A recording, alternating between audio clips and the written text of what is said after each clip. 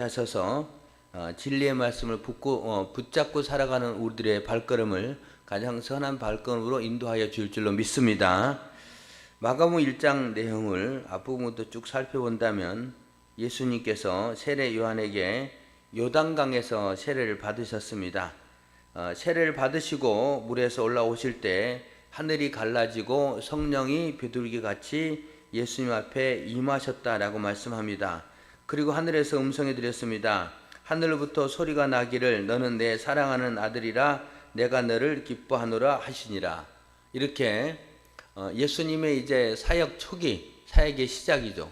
그 시작 때에 요한에게 세례를 받으셨고, 그리고 성령이 임하셨고, 그리고 하나님의 음성이 들리는 그런 모습들로 전개가 됩니다. 그리고 예수님은 이제 세례를 받으신 후에 광야로 나가셨습니다. 사역을 위한 준비 기도를 하시는 과정이죠. 그래서 40일 동안 금식 기도 하셨습니다. 금식 기도 하신 다음에 누가 찾아옵니까? 사단이 찾아오죠. 사단이 찾아와서 예수님을 3번에 걸쳐서 시험하시는데 예수님은 하나님의 말씀으로 사단의 시험을 물리치십니다. 그리고 이제 사역을 시작하십니다. 예수님의 오늘 본문의 이제 사역지가 가버나움이라는 곳입니다. 가버나움. 그런데 예수님의 인생의 시간들을 살펴보면은 예수님이 탄생하신 곳은 베들레헴, 그리고 예수님이 어릴 때 자라셨던 곳은 갈릴리 나사렛, 그리고 이제 조금 자란 다음에 부모를 따라 가버나움으로 이사를 하시고 그곳에서 이제 젊은 시절을 보내는 그 예수님의 모습을 우리가 따라갈 수 있습니다. 베들레헴, 갈릴리, 나사렛, 그 다음에 가버나움, 이렇게 예수님의 사역전의 생애의 모습들이 전개가 됩니다. 그리고 이제 예수님의 사역을 시작하십니다. 오늘 본문 15절에 보면 이르시되 때가 찼고 하나님의 나라가 가까이 왔으니 회개하고 복음을 믿으라 하시니라. 예수님이 때가 찼고 하나님의 나라가 가까이 왔으니 회개하고 복음을 믿으라 라고 하나님의 말씀을 선포하며 시작합니다. 그리고 예수님은 제자들을 부르십니다. 마가복음 1장에 나와 있는 오늘 본문 앞서서의 제자는 베드로, 안드레, 요한, 야고보, 이렇게 4명의 사람을 부르시는 기사가 등장합니다. 그렇게 해서 4명의 사람을 부르시고 예수님은 그 제자들을 데리시고 가버나움으로 들어가셨습니다. 가버나움에 들어가셨고 그곳에서 안식일이 되셨을 때에 회당에 들어가십니다. 안식일에 회당에 들어가셨다. 그리고 이제 그곳에 가셔서 하나님의 말씀을 전파하십니다. 하나님의 말씀을 들은 그때 당시에 그 회당에 있었던 사람들의 반응도 성경에서 살필 수가 있습니다. 22절에 보면은 무사람이 그의 교훈에 놀라니 이는 그가 가르치시는 것이 권위 있는 자와 같고 서기관들과 같지 아니함이로라, 이렇게 말합니다. 보통 서기관들이 회당에서 하나님 말씀을 가르치고 해석하고 그런 일들을 했는데 예수님이 가르치시고 해석하는 부분들은요, 서기관들과 같지 않았다, 권위 있는 자 같았다, 범상치 않았다, 이분은 보통 분이 아니다라는 걸 느꼈다는 겁니다. 유진 피터슨의 메시지 성경에는 이 본문을 이렇게 기록합니다. 사람들은 종교 학자들처럼 궤변과 인용을 늘어놓지 않는 아주 솔직하고 확신에 찬 그분의 가르침에 놀랐다, 이렇게 표현되어 있습니다. 다시 읽어보겠습니다. 사람들은 종교 학자들처럼 궤변과 인용을 늘어놓지 않는 아주 솔직하고 확신에 찬 그분의 가르침에 놀랐다. 어떻게 보면요, 예수님의 가르침은 둘러서 이야기하는 건 아니에요. 그냥 직설적으로 이야기하셨다. 천국의 복음을 분명하게 이야기하셨다라고 말하고 있습니다. 미국의 설교의 흐름, 그것을 제가 들은 적이 있습니다. 미국의 설교의 흐름 가운데 이제 설교자들이 하나님 말씀을 교회에서 선포합니다. 이제 성경 내용을 가지고 선포를 하는 거예요. 그러니까 사람들의 반응이 일어났는데 그 반응 가운데는 초신자 아니면 또 교회에 이렇게 한번 찾아온 사람들이 듣기에는 조금 어려웠다는 겁니다. 그냥 성경 이야기를 하니까 어렵다는 거예요. 그래서 우리가 설교 패턴을 좀 바꿔야 되겠다 라고 이제 설교를 조금 재밌게도 하고 예화를 섞기도 하고 뭐 다른 글들을 인용하기도 하고 일반적인 뭐 인문학, 뭐 철학 뭐 이런 것들을 쭉 도입해서 설교를 하기 시작했습니다. 첫 번째 설교는 성경대로, 두 번째로는 그렇게 예화도 섞어가며 또 다른 것들도 인용하면서 설교를 시작합니다. 사람들이 그렇게 하는 설교를 굉장히 호감을 갖습니다. 와, 저 설교 재밌기도 하고 우리 귀에 쏙 들어오기도 하고 그렇게 관심을 갖기 시작했습니다. 그런데 그 설교를 들었던 사람들이 생각하게 됐습니다. 어떤 생각을 하게 됐냐면, 아니, 정말 재밌는 이야기 많이 하고 좋은 이야기 많이 하는데 왜 우리가 그거를 들으러 교회에 왔지? 세상에 그런 이야기 하는데 너무너무 많은데, 더 잘하는데 많은데, 그리고 그들이 다시 떠나갔답니다. 다시 떠나갔다는 거예요. 이 교회의 강단이 무너졌고, 그리고 또 많은 사람들도 놓치게 됐고, 그래서 미국의 설교의 흐름 가운데 반성하는 그런 분위기가 조성된다라는 이야기를 들었습니다. 여러분, 오늘 이 서기관들의 설교, 서기관들의 가르침도 그런 모습이 아니었을까요? 메시지 성경에 말하기를 궤변과 인용을 섞어가면서 하는 그들의 말과 같지 않았다. 예수님의 메시지는 아주 솔직하고 확신에 찬 그분의 가르침이었다. 이렇게 표현하고 있잖아요. 여러분, 교회에서 그런 부분이 굉장히 필요하다라는 생각을 해봅니다. 오늘 설교의 제목이 본질을 놓치지 말자라는 부분인데, 그런 부분도 본질을 놓치지 말자. 교회에서 설교의 본질, 사역의 본질이 뭔가, 이런 부분들을 우리가 이 부분을 통해서 생각할 수 있다는 거예요. 느낄 수 있다는 겁니다. 그렇게 해서 이제 예수님이 회당에서 안식일에 하나님 말씀을 가르치셨습니다. 그리고 그곳에서 귀신 들린 자를 만납니다. 귀신 들린 자를 만났고, 귀신은 예수님을 향해 이렇게 말합니다. 당신이 우리를 멸하러 왔습니까? 우리는 당신이 누군지 압니다. 당신은 하나님의 보내신 거룩한 분입니다. 라고 귀신은 예수님을 알아보고 예수님 앞에 당신이 누군지 압니다. 당신이 뭐하러 왔는지 압니다. 라고 말합니다. 이에 예수님은 그 귀신을 꾸짖으면서 말씀하십니다. 잠잠하라. 다른 말로 하면 입을 다물라. 그리고 그 사람에서 나오너라. 라고 말합니다. 귀신은 떠나갔습니다.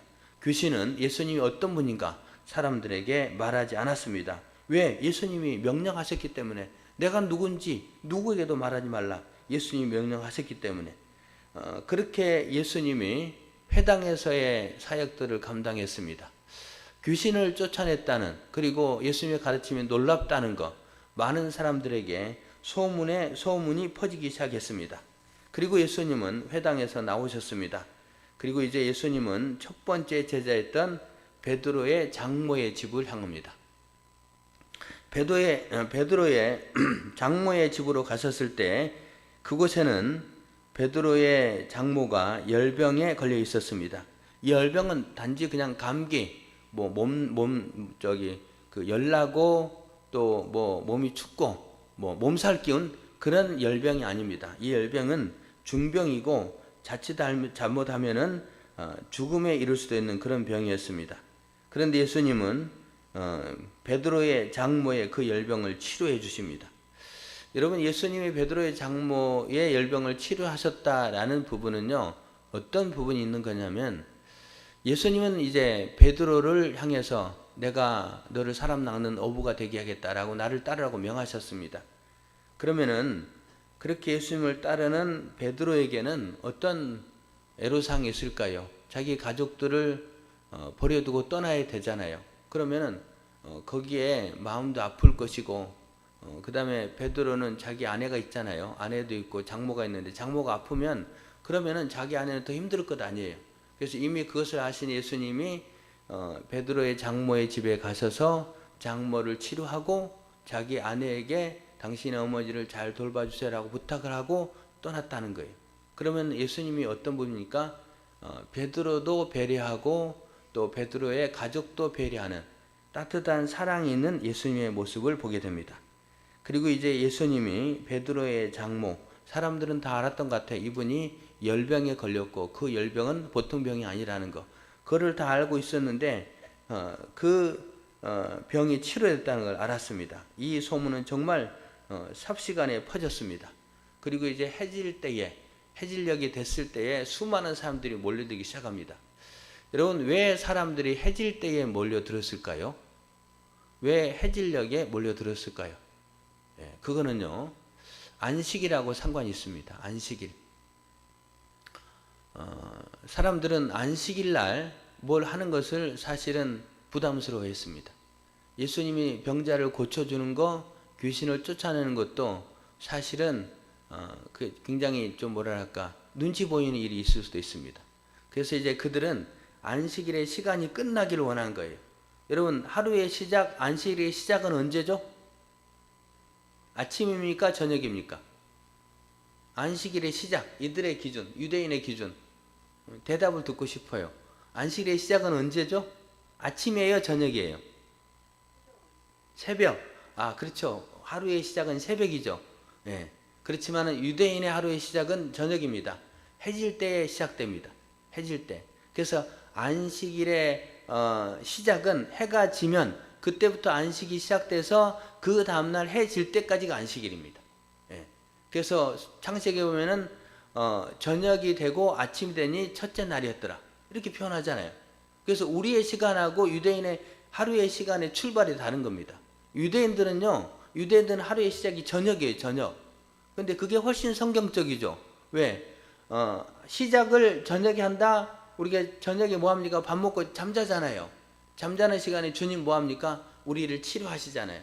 여러분, 잠자는 시간에 나는 쉬지만 주님은 우리를 치료하십니다. 할렐루야. 그래서 하나님의 능력을 우리를 새롭게 하시고 그리고 힘 주신 다음에 아침부터 저녁까지 살게 하시는 거예요. 이게 하나님의 시작입니다. 우리의 시작이 아니에요. 여러분, 일주일의 시작도 주일이잖아요. 월요일이 시작이 아니잖아요. 월요일이 일주일의 시작이다라고 하는 사람은 신앙을 갖지 않는 사람. 그러나 우리는 일주일의 시작은 주일이라고 생각합니다. 그래서 시작이 중요하잖아요. 시작에 하나님이 우리에게 기적을 베푸시고 또 시작하는 시간에 우리를 치유하시고 우리에게 세움 주시는 거예요. 그래서 주일이 중요한 거예요. 만약에 주일날 은혜 받지 않고 주일날 하나님 앞에 예배 드리지 않고 세움을 얻지 않으면 한 주 동안 삶을 승리할 수 없는 거예요. 그래서 목숨 걸고 주일을 지켜야 된다는 거예요. 그래서 하루의 시작도 저녁. 그래서 이제 시작 됐고 오늘 본문에 이제 안식일날 예수님이 회당에 가르치셨다라는 말은요, 저녁에 가르치는 건 아니에요. 그 다음날 오전에 가르치신 것 같아요. 그리고 오전에 베드로의 장모의 집에 간 것 같아요. 그리고 소문이 났어요. 그리고 이제 사람들은 안식일이 끝나는 시간들을 딱 기다린 거예요. 그리고 끝나는 시간에 그들이 다 이제 예수님을 찾아오는 겁니다. 이런 과정이 전개가 되는 거예요. 우리가 그동안 알고 있었던 개념하고 약간 다르죠? 그런 개념으로 전개가 됩니다. 그래서 수많은 사람들이 몰려들었어요. 그래서 예수님이 그날장에 병자를 고치시고 귀신들을 쫓아내시고 이런 사역들을 쭉 하십니다. 쭉 하시는데 여러분, 오늘날 같으면은 뭐 불을 켤 수 있죠. 야간에 불 켤 수 있죠. 밤을 새워서 뭘 할 수 있는데 이때는 그런 게 아니잖아요. 그래서 아마도 너무 늦은 시간이기 때문에 예수님이 사람들을 다 고치던 시간이 넉넉하지 않았던 것 같아요. 그래서 그날 이제 마무리해야 되잖아요. 사람들은 끝없이 몰려오는데 아마도 제자들은 그랬을 겁니다. 이제 그만입니다. 이제 돌아가십시오. 너무 늦었어요. 쉬기도 해야 되고요. 그리고 불도 없잖아요. 어떻게 합니까? 내일 오세요. 예수님은 약속하지 않았는데 제가 생각하는 겁니다. 제자들이 그랬을 것 같아요. 내일 오세요. 내일 틀림없이 주님이 선생님이 만나줄 겁니다. 내일 오세요. 약속할게 제가요. 아니 지금 고쳐주세요. 아니요. 내일 오세요. 내일. 그리고 그들을 돌려보냈을 거다라는 짐작이 됩니다. 이건 이제 제 생각이에요. 제 생각입니다. 예수님의 제자들 하여튼 다 보냈어요. 물론 많이 고쳤죠.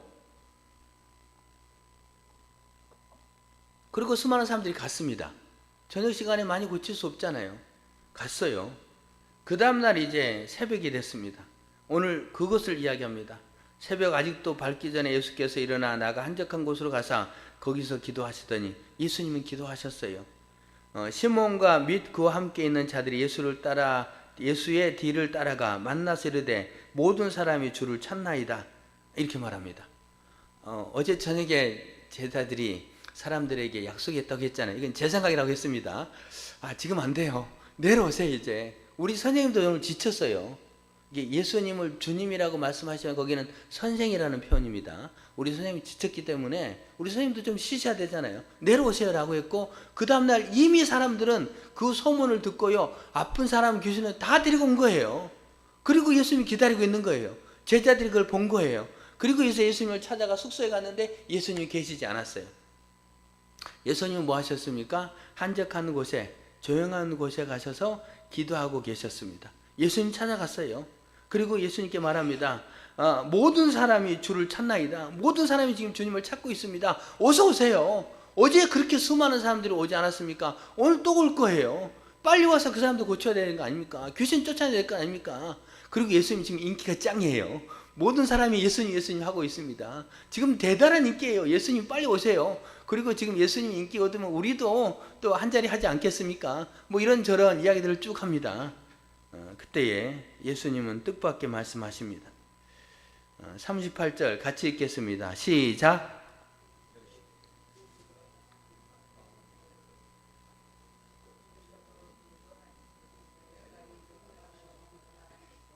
아멘. 예수님 말씀하십니다. 뭐라고 말씀하십니까? 이르시되 우리가 다른 가까운 말들로 가자. 거기서도 전도하려니 내가 이를 위하여 왔노라. 이렇게 말씀하십니다. 제자들의 기대와 전혀 다른 말씀을 하셨습니다. 제자들은 어제 다 치료 못한 그 사람들을 예수님 와서 좀 손 좀 봐줘야 돼요. 고쳐줘야 돼요. 귀신도 쫓아내야 돼요. 그 사람의 생애의 삶이 얼마나 고통스러웠을까요?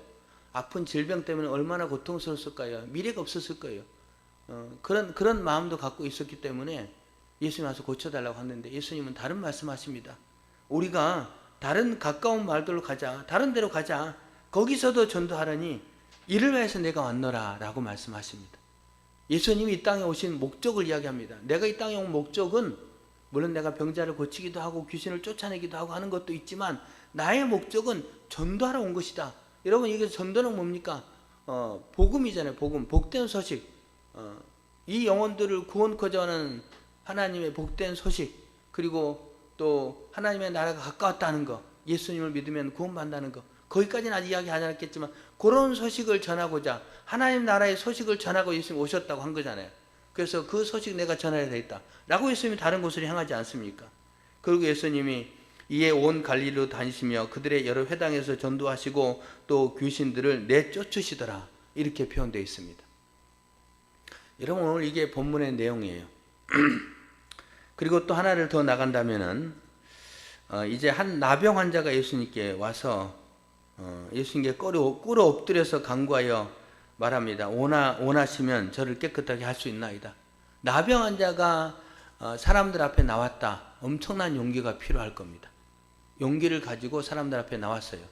나병 환자는 사람들 앞에 나올 때에 자기가 여기 있다라고 고함쳐야 되잖아요. 내가 여기 있으니까 가까우면 안 됩니다. 그렇게 해야 되는데 너무 고통스러운 그런 시간들을 가졌기 때문에 또 예수님이 사람을 치료하신다라는 것을 분명히 소문으로 들었기 때문에 나병 환자도 치료받고 싶었어요. 그래서 예수님께 와서 그가 말합니다. 원하시면 저를 깨끗하게 하실 수 있나이다. 원하시면, 주님이 원하시면, 내가 원하는 게 아니고 주님이 원하신다면 정말 믿음 있는 사람이라고 할 수 있죠. 그때 예수님이 불쌍히 여기사 손을 내밀어 그에게 대시며 이르시되 내가 원하노니 깨끗함을 받으라 하시니. 여러분 앞부분에 베드로의 장모를 치료할 때도 예수님의 따뜻한 사랑의 손길을 느낄 수가 있었습니다. 베드로를 배려하고 그 가족들을 배려하는 모습들, 그리고 귀신을 쫓아내시고 수많은 병자들을 치료하셨던 곳에서 예수님의 따뜻한 사랑이 있었습니다. 오늘 본문도 마찬가지입니다. 41절 예수께서 불쌍히 여기사 뭐 하십니까? 손을 내밀어 대시며 그에게 대시며. 무슨 말입니까? 예수님이 나병 환자에게 손을 댔다는 겁니다.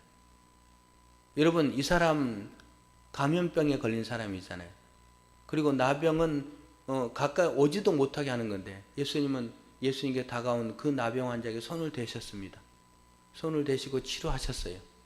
그거는 뭘까요? 예수님이 이 사람을 사랑한다는 겁니다. 예수님은 이 사랑을 향해서 따뜻한 사랑을 갖고 계시는 거예요.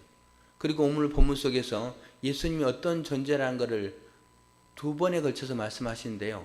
예수님은 안식일에 얽매이지 않는 분이다. 안식일에 고쳤잖아요. 예수님은 나병에도 얽매이지 않은 분이다. 그걸 초월하신 분이다. 이런 것을 보여주십니다. 예수님 보여주세요. 그러면서 그 사람을 깨끗하게 치유하셨습니다. 그리고 엄히 경고합니다. 이르시되 삼가 아무에게도 아무 말도 하지 말고 가서 내 몸을 제사장에게 보이고 내가 깨끗하게 되었으니 모세가 명한 것을 드려 그들에게 입증하라 하셨더라. 예수님이 그에게 엄히 경고하여 말씀하십니다. 내가 너 치료한 거 말하지 마. 그런 말입니다. 소문내지 마라는 말입니다. 그런데 나병 환자가 어떻게 합니까? 나가서 소문내버리죠. 그분이 나를 치료하셨어요 라고 소문내버립니다. 예수님이 소문내지 말라고 한 이유는 두 가지입니다. 하나는 만약에 이 사람이 소문을 낸다면 그 사람들이 어떻게 생각할까요? 예수님에 대해서 어떻게 생각할까요? 예수님에 대해 생각하길 이분은 기본적인 원칙을 파괴하는 분이다. 왜냐하면 자기가 치료하고 너 나음을 받았다. 너가 깨끗하게 되라. 그거는 제사장이 깨끗하게 하는 거고 하나님 깨끗하게 하는 거지. 아니 어떻게 예수님이 그걸 깨끗하게 할 수 있냐. 말도 안 되는 겁니다. 그래서 예수님에 대해서 사람들이 돌을 던질 수 있다는 거예요. 그래서 엄히 그걸 막으신 겁니다. 또 하나는 뭐예요? 만약 예수님이 치료하셨다는 게 소문이 나버리면은 아까 말씀드린 예수님의 본질적인 사역, 전도하기 위해서인데 그거를 감당하지 못하는 거예요. 이런 이유들로 해서. 그 다음에 또 이 나병 환자를 위해서는요. 나 치료받아서 나 나았어. 그렇게 말하고 떨며 돌아다니면 안 됩니다. 이 사람이 절차가 있어요. 무슨 절차냐? 치료받은 다음에는요. 조용히 제사장에게 찾아가는 겁니다. 그래서 제사장한테 가가지고 자기가 치료받았다는 걸 확증받아야 돼요. 그리고 제사장이 사람들에게 선포해야 됩니다. 그 다음에 이제 내가 나았다. 그리고 자유롭게 돌아다녀야 되는 거예요. 이런 여러 가지 부분에서 예수님은 그에게 말하지 말라 사람들에게 일단 제사장에게 가라라고 말합니다. 근데 이 사람은 치료받은 다음에 너무 기뻐서 그런 모든 원칙을 다 무시하고 가서 사람들이 막 외쳐버린 거예요. 이런 상황이 전개된 겁니다. 오늘 본문의 내용이 이런 내용입니다. 여러분 이런 내용 가운데 오늘 생각해 보고자 원하는 그런 부분들이 있습니다. 어떤 부분이냐? 예수님이요 따뜻한 사랑을 갖고 계시고 병자를 고치시고 또 귀신자를 쫓아내시고 나병도 치료하셨어요. 이런 모든 가운데 예수님은 분명한 사역의 방향이 흐트러지지 않기를 원하셨다는 거예요. 아까 22절에 말했잖아요. 예수님은 궤변과 인용을 통해서 사람들에게 말하는 게 아니고 정말 아주 확실하게 또 직설적으로 하나님의 나라를 선포하는 그런 모습을 가지고 있었잖아요. 이런 사역을 감당하기를 원했는데 예수님이 사역을 하다 보니까 사람들이 예수님에 대해서 어떻게 인식을 하냐면요. 병자를 치유하시는 분, 귀신을 쫓아내시는 분, 이런 능력 있는 분으로 사람들이 생각한다는 거예요. 그런 모습들이 전개가 되는 겁니다. 예수님 이걸 원하지 않았어요. 그런 분명한 사역의 방향이 흐트러지지 않기를 원하셨어요. 사람들은 그 다음에 제자들은요. 예수님 지금 인기가 최고입니다. 빨리 와서 사람들 앞에 여러 가지를 하십시오라고 이야기하지만 그런 부분에 예수님은 우리가 다른 마을로 가서 거기서 전도하자. 나는 이 일을 위해 왔다라고 주님 말씀하시지 않습니까? 여러분 이 말씀을 통해서 예수님의 사역의 방향 이거를 놓치지 않기 위해서 애쓰셨다라는 부분들을 알 수 있습니다. 그리고 그 사역의 방향을 놓치지 않기 위해서 예수님이 하셨던 일이 뭐냐? 그 일은요. 기도하시는 일이었습니다. 오늘 35절에 새벽 아직도 밝기 전에 예수께서 일어나 나가 한적한 곳으로 가사 거기서 기도하시더니 예수님이 기도하셨습니다. 예수님이 한적한 곳에 새벽 오이로 미명에 가서 왜 기도하셨을까요? 기도하신 이유가 뭘까요? 그런데요, 기도하신 이유를 찾기 전에 우리가 살펴볼 수 있는 것 하나는요, 기도하기가 쉽지 않았을 것이다 라고 짐작해 볼 수 있습니다. 저도 한번 생각해 봤어요. 열심히 사역을 하고 난 다음에 그 다음날 어떤 계획을 세웠을까? 이제 좀 쉬자라는 계획이었습니다. 수련회를 갔어요. 수련회를 다녀온 다음에 광고합니다. 내일 새벽기도 쉬겠습니다. 우리 수련회 갔다 왔으니까 내일 새벽기도 쉬겠습니다. 라고 우리가 계획을 세울 때 쉬겠습니다라는 계획을 보통 세웁니다. 근데 예수님은 그 전날 아주 엄청나게 많은 사역을 했기 때문에 육신이 지쳤을 거예요. 피곤할 거예요. 가끔 예수님이 그랬어요. 지쳐서 배 타고 갈 때 고물에도 주무시기도 하잖아요. 예. 그렇게 지쳐있는 예수님의 모습 가운데 사역의 방향을 놓치지 않기 위해서, 지금 예수님의 사역이 초기거든요. 초기 사역이기 때문에 방향을 놓치지 않기 위해서 예수님이 하신 일은요, 기도하는 일이었어요. 여러분, 예수님이 기도하셨습니다. 기도를 통해서 하나님의 뜻을 알 수 있습니다. 기도를 통해서 하나님이 공급하시는 힘을 얻을 수가 있습니다. 기도를 통해서 우리의 사역의 방향, 우리의 신앙의 방향, 인생의 방향요, 하나님이 기뻐하시는 방향으로 우리가 바로 세울 수가 있습니다. 그게 기도예요. 왜? 기도를 통해서 하나님이 제게 힘 주십시오 라고 기도하잖아요. 하나님, 제가 어떻게 하면 되겠습니까? 라고 기도하잖아요. 하나님의 뜻을 우리에게 성령 감동으로서 받게 되면 그 뜻대로 가기를 힘쓰게 되잖아요. 여러분, 그게 기도입니다. 그냥 기도는 하나님 내 병을 치료해 주세요, 이 문제 해결되게 해주세요, 그것만 기도가 아니에요. 진짜 기도는 하나님의 뜻을 묻는 거잖아요. 예수님이 이 한적한 시간에 가서 기도하셨다는 건 바로 하나님의 뜻을 물었다는 겁니다. 만약에 뜻을 묻지 않았다면 어떻게 될까요? 뜻을 묻지 않았다면, 하나님께 기도하지 않았다면, 아침에 일어났어요. 제자들이 예수님을 깨웁니다. 예수님, 사람들이 기다려요. 빨리 갑시다. 그러면 예수님 지금 몸도 피곤하고 지쳐있는데 가자고 하니까 수많은 사람이 자기 착하니 거기 가서 열심히 치료하고 있을 거 아니에요. 귀신 쫓아내고 있을 것 아니에요. 하나님 나라를 선포해야 되는데, 전도하러 왔는데, 내가 이 일을 왔는데, 이 일을 위해 왔느라고 했는데 그건 놓칠 것 아니에요. 그런 부분들. 또 하나는 수많은 사람들이 와, 예수님 대단한 분이야 막 우러러보고 그 다음에 예수님을 또 받들어 갈 거 아니에요. 그런 부분에 야, 내가 이제 사람들도 인정을 받네, 나 인기 있네, 자기가 상금 높아지고, 이런 거에 취할 수도 있잖아요. 사실 사단은 예수님을 유혹하지 않았습니까? 예수님이 사역 초기 금식 40을 하셨을 때에, 그때에 40 후에 사단이 와서 시험하잖아요. 시험을 3가지를 하셨는데 그 중에 하나가 뭡니까?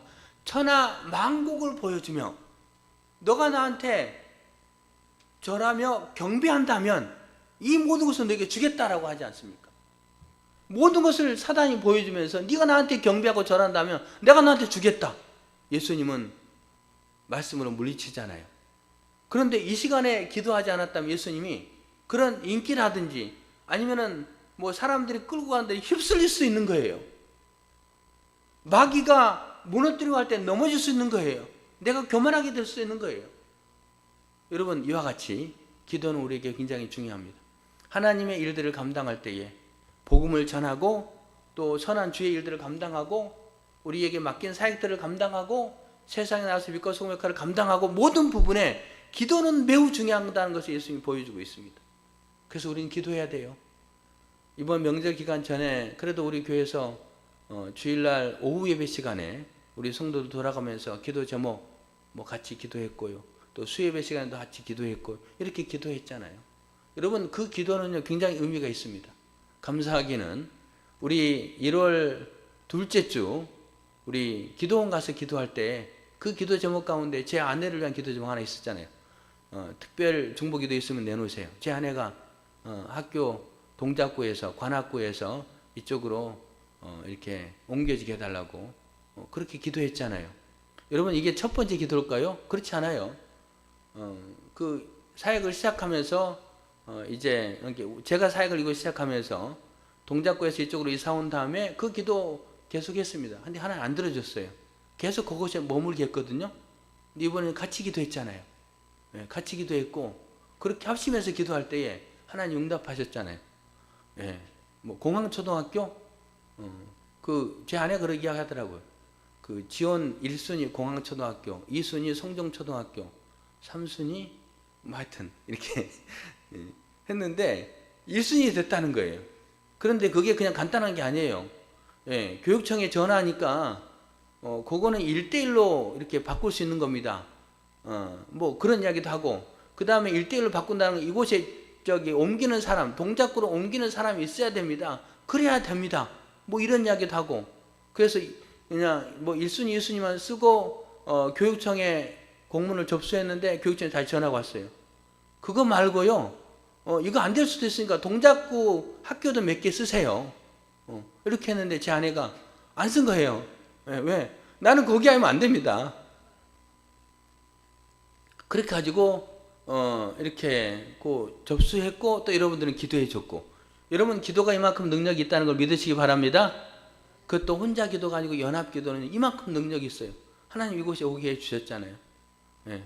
걸어서 30분, 자전거 타고 10분, 제 차로 6분.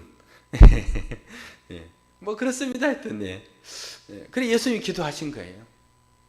하나님의 일들을 위해서 기도한 거예요. 한적한 곳에 가서 기도하셨다. 굉장히 중요한 거예요. 그 기도를 통해서 제자들이 예수님께 우리 갑시다, 사람들이 기다려. 아니다. 나는 그것도 중요하긴 하지만 그거 문제가 되는 거 아니에요. 그거 나쁜 건 아니에요. 병자를 고쳐야 되죠. 그러나 그게 본질적인 사역을 위한 도구지, 그게 부는 아니, 정은 아니라는 겁니다. 그게 주 사역은 아니라는 거예요. 그래서 예수님 기도하고 예수님이 기도했기 때문에 중심을 잘 잡고 믿음의 길을 갈 수 있었다는 거예요. 여러분 올 한 해도 마찬가지 아니에요? 우리가 믿음의 길을 가려고 할 때에 계획들을 세워요. 쫙 세운 다음에 나 이렇게 하겠다. 그런데 거기에 기도가 바탕이 되지 않으면 나는 흔들릴 수 있는 거예요. 그리고 내가 거기에서 자꾸 바뀌어질 수 있는 거예요. 그러나 하나님께 기도했다면 그 기도하는 과정 속에 주님이 나를 붙잡아 주셨고 나도 주님 앞에 기도했기 때문에 나는 이 길로 가겠습니다. 나는 이 믿음의 길로 갈 것이고 이 사역으로 오래 충성하겠습니다. 기도하면 훨씬 그 부분에 하나님이 인도하지 않겠습니까? 힘이 있지 않겠습니까? 그리고 그대로 가지 않겠습니까? 우리 그리스도인들은요, 기도해야 한다는 거예요. 예수님 말씀하지 않습니까? 기도하지 않고는 이런 유가 나갈 수 없다. 기도하지 않으면 귀신과의 싸움에서 이길 수 없다는 말이에요. 귀신은 끊임없이 우리를 넘어뜨리게 해요. 심지어 예수님 공격하잖아요. 40일 금식 기도한 다음에 예수님 앞에 부귀영화를 보여주면서 내게 절하면 주겠다라고 했는데 그거 이겼잖아요. 그거 끝이에요. 사단이 다시 오지 않았습니까? 또 왔잖아요. 또 찾아온 거예요. 또 찾아서 예수님 넘어뜨리려고 한 거예요. 그런데 예수님이 기도하잖아요. 기도를 통해서 중심을 잡잖아요. 중심을 잡고 가는 모습이 있지 않습니까? 저는 이 본문을 보면서 바라기는 예수님이 병자를 치유하고 귀신을 쫓아내고 이런 일들을 통해서 이제 전도를 위한 계기를 삼았는데, 우리들에게도 그런 능력이 있으면 참 좋겠다. 나의 목표, 우리의 목표는 복음을 전하고 영혼을 구원하는 건데, 병자를 치유해서 기적도 일으키고 귀신도 쫓아내고 그런 걸 예수님처럼만 할 수 있다면 우리도 병행해서 하면 참 좋겠다는 생각을 가져봤습니다. 근데 그건 쉽지 않잖아요. 예수님 때 이렇게 나타난 거잖아요. 왜? 예수님을 나타내기 위해서. 근데 그 다음에 그 제자들의 사역, 사도들의 사역 가운데는 이렇게 기적이 많이 나타나지 않습니다. 가끔씩 나타나긴 하지만 그는 예수님께 집중된 사역이에요. 그런데 그 집중된 모습 가운데 예수님이 제자들에게 보여주시고 가르치는 것은요, 전도가 목적이다 라고 말씀하고 있습니다. 여러분 그렇습니다. 우리의 삶의 여정 가운데, 믿음의 그런 길 가운데 우리는 본질을 놓치지 말아야 돼요. 예수님의 본질은 전도하러 왔다. 내가 이 일을 위해 왔다. 우리도 마찬가지입니다. 우리가 이렇게 신앙생활하고 있고 오늘 같이 예배를 드리는데 우리의 삶의 방향, 우리의 사역의 본질, 우리가 나아갈 그런 길이 뭔가, 나를 위해서, 내 부자 되고 성공하기 위해서 그게 아니다는 거죠. 주님을 위해서, 주님이 우리를 위해서 십자가 지셨고 돌아가셨잖아요. 내가 주님을 믿었기 때문에 구원 받았잖아요. 그러면 나는 어떤 모습으로 살아가야 되는가? 내 인생의 방향, 나의 그리스도인의 본질은 무엇인가? 이걸 늘 기억하며 살아가야 한다는 겁니다. 오늘 주님이 그걸 보여주고 있습니다. 주님은 전도하러 오셨어요. 여러분 올 한 해 살아가면서 내가 어떤 방향으로 살아가야 되는가? 내 인생의 본질, 나를 부르신 목적이 무엇인가? 이것을 분명하게 붙잡고 살아가는 교회분들 되기를 바랍니다. 그것을 붙잡기 위해서 또 기도하는 일도 소홀히 하지 않기를 바랍니다. 그 다음에 하나만 덧붙인다면 예수님이 복음을 전한 장소, 그 장소가 어디예요? 오늘 본문에 기록한 장소는요, 회당이라는 장소입니다. 회당이라는 장소예요. 사도 바울이 이방인 지역에 가면서 늘 첫 번째 찾았던 장소가 회당이었습니다. 회당.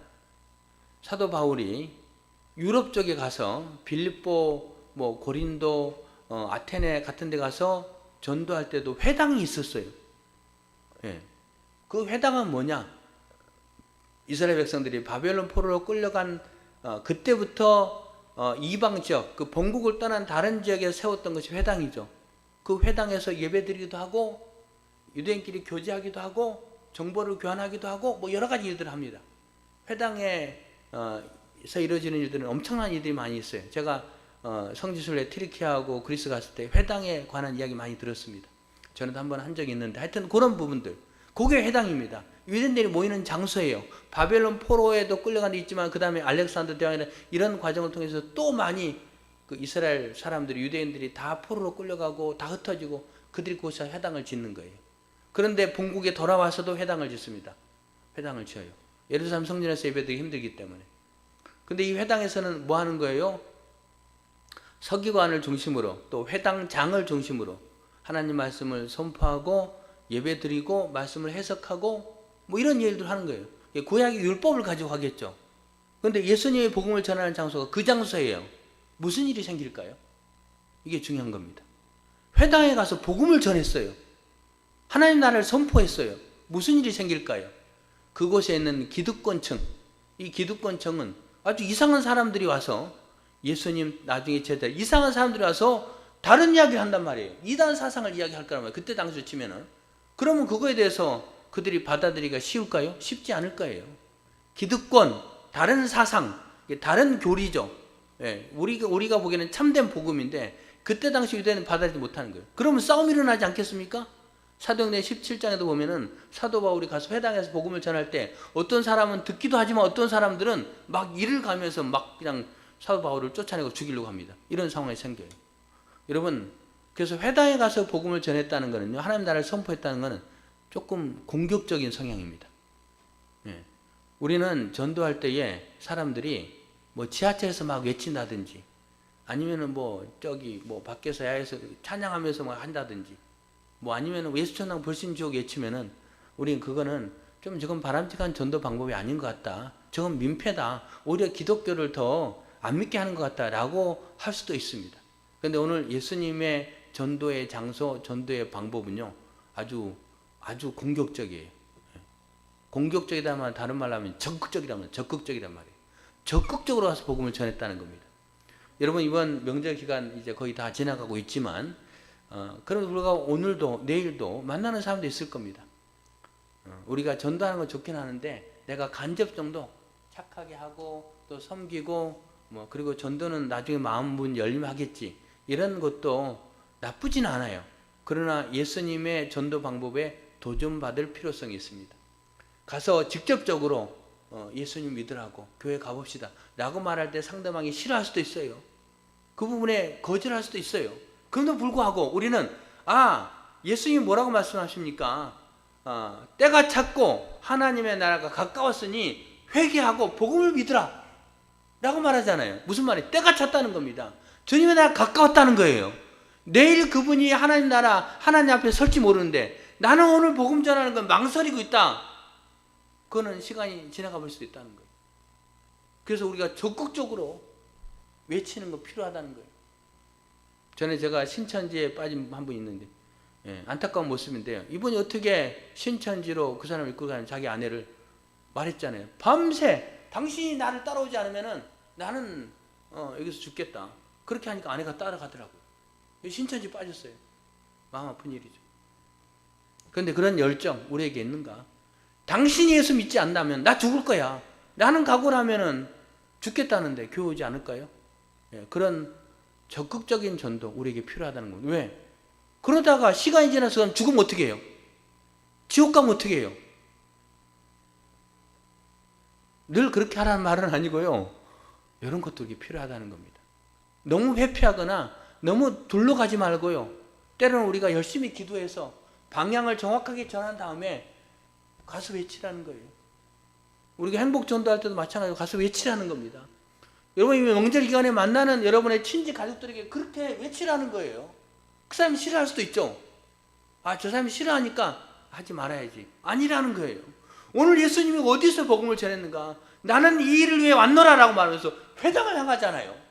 그 회당에서 또 안식일에 나병 환자를 손대면서 그렇게 하잖아요. 우리는 도전받아야 됩니다. 쉬운 일은 아닙니다. 목사님 먼저 해보세요. 저도 조금은 주저주 하겠죠. 그런 거예요. 그런데 오늘 말씀은 우리에게 그런 말씀 해주고 있습니다. 제가 말씀 쭉 묵상하면서 이 부분을 발견했어요. 아, 이게 놀랍구나. 예수님은 아주 정확하게 복음을 제시하시면서 회당에 가서 공격적으로 하시면서, 그리고 예수님은 어떤 인기라든지 다른 부수행에 휩쓸리지 않고 복음 전하는 사역에 집중하고 있다는 거. 물론 우리 교회에서 구제 사역하고 문화 사역하고 또 뭐하고 이런 것도 필요합니다. 근데 그런 것만 열심히 하고 거기에 복음이 빠져버리면 안 되는 거예요. 그런 경우 많이 있죠. 교회에서 우리 뭐 바자회 하니까, 아니면 무슨 문화 사역 찬양 음악제 하니까 그런 것도 하고 사람 초대하는데 거기 복음이 빠지면 안 된다는 겁니다. 물론 당장 복음 제시는 못할지라도 복음에 대해서 늘 기억하고 기도하면서 그 일들을 감당해야 된다는 거예요. 이제 말씀을 마무리합니다. 본질, 나의 본질, 예수님의 본질은 전도하러 왔다라고 말하고 있습니다.